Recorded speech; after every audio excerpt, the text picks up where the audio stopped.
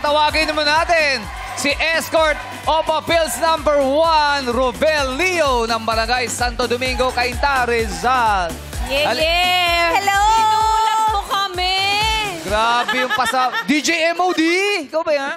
Di lahat ng kulot si MOD. Hello. Iba Patingin na talaga ulit si na to. Robel. Grabe, Grabe kailan mo naman. pinagawa yan? Grabe, no? Nakakagawa lang. Wala kang kawalan, no? Pag umiwas ka rito, pag wala pa rin, direct. Oh, pero ang ano nun, yung tenga niya parang mata rin. Ang galing. Paano mo naisip yan? Kumbaga, ano po gwapong-gwapo ako sa sarili ko. Oo. Idol ko yung sarili ko, kaya pinatattoo ko siya. Yan ang confidence. Yan yung hinahanap nating confidence dito. Alam mo, maniniwala ako, sobrang gwapo mo. Pag yan tattoo mo, pinagaya lahat ng mga kasama mo. Hala ka. Nagpatattoo sila sa... One of a kind yan.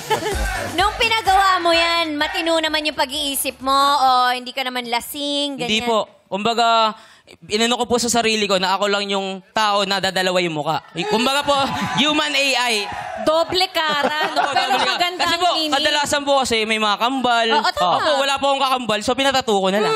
Kasi kulang ang isang ikaw. Subukan mo nga ulit, gano'n mo, tapos gayahin mo yung mukha niyan.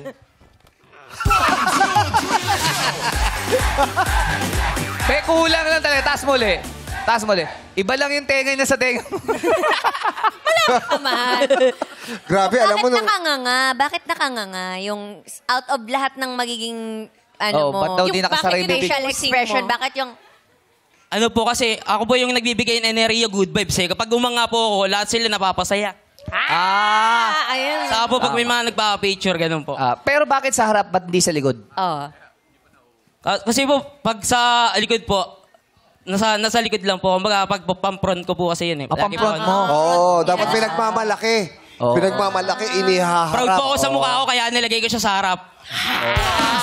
Proud din tiyak yung nagtato sa'yo. Gusto mo ba siyang batiin? Yung nagtato sa'yo, gusto mo ba siyang batiin? Shoutout po kay JB Vargas. Grabe yung...